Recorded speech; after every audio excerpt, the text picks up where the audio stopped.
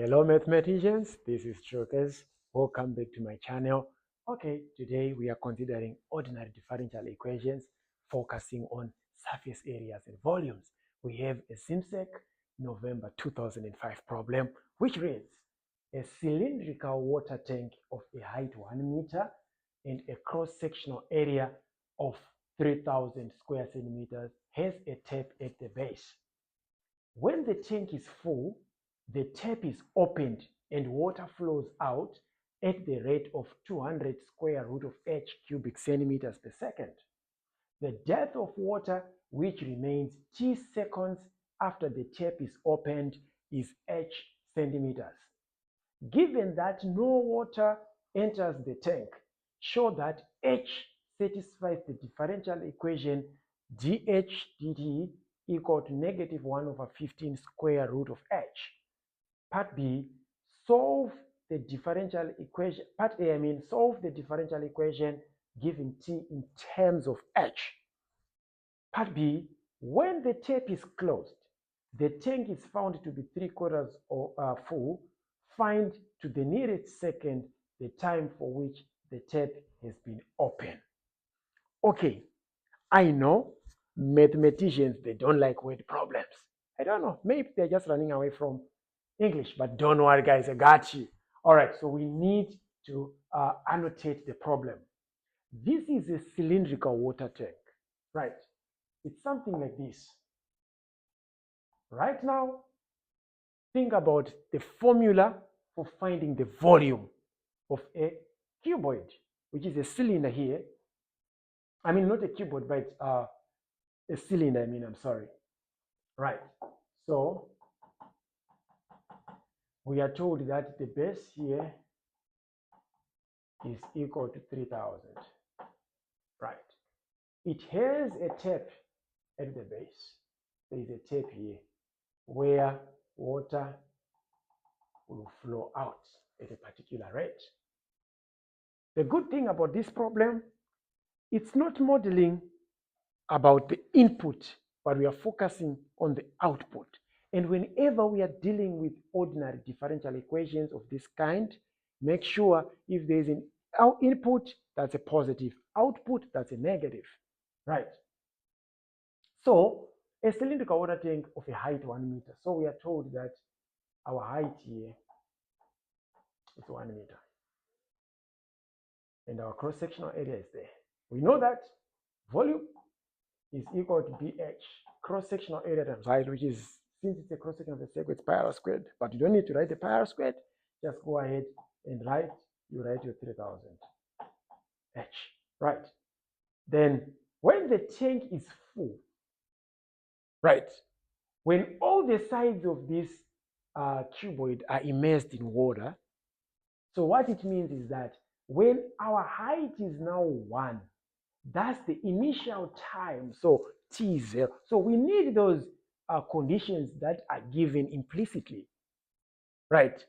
It's not, this question was tricky because they didn't exactly specify the conditions, but we're supposed to figure it out with this statement: when the tank is full, the tap is opened. Remember, we are modeling the moving out of water, right? Then we need to show that. So now let's take our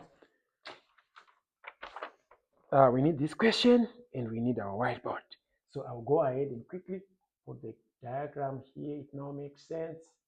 We have our cylinder here, which is a tap at the base, right?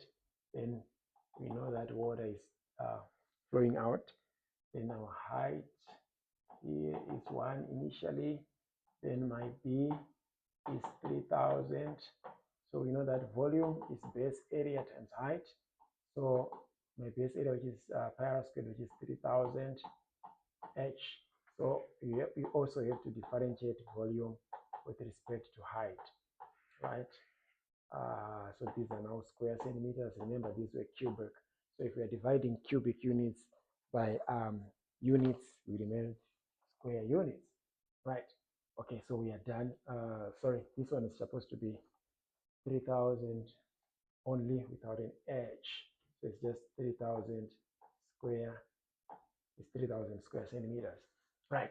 Okay, when the tank is full, the tap is opened and the water flows out. So the flowing of water is always volume with respect to time, but it's negative because that's an output. So it's 200 square root of h. But we need to show that dh dt is equals to negative 1 over 15 square root of h. So what we do is to apply the chain rule. Our dv dt is equal to, our dh dt is equal to dv dt divided by dv dh. So our dh dt is equal to negative 200 square root of h divided by 3,000.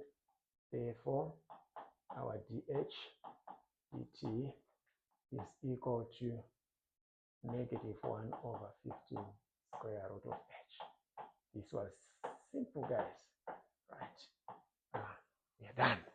So we have shown what is required. Now we move on to part B of the question, where we are supposed to solve this differential equation. Right. So the differential equation is dh dt equal to negative 1 over 15 square root of h. So always when you're separating the variables, try to leave the constant on the other side. So just go ahead and bring this down, and you keep the 1 over 15 on this side with respect to t. Right. I want you to rewrite 1 over square root of h in exponential form. So it's the same as saying h to the half. When you apply the negative rule of indices, you get that. So we are going to replace this with h to the negative half dh equal to negative 1 over 15t plus our integration constant c. Right. If we integrate here, remember, if we integrate functions, expressions of the form that it's going to be f of x to the n plus 1 over n plus 1 times the derivative. This is what I'm going to do. So negative half plus 1 is half divided by half times just 1 equal to negative 1 over 15t plus c. Here, this simplifies to 2 root of h is equals to negative 1 over 15t plus c. But we can apply those conditions. When the tank is full, the tap is opened.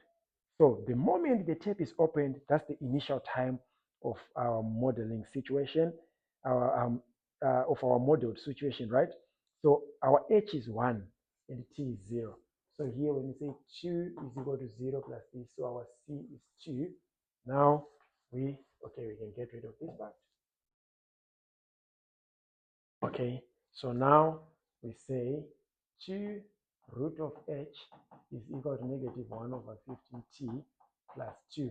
We move this down here, and we have 2 minus 2 root of h. Remember, we are asking to express t in terms of h. So we are done with that part. Then, last part, which is part C, right? This was part B of the question. So part C, it's saying when the tap is closed now, the tank is found to be 3/4 full. So we don't know when this is closed.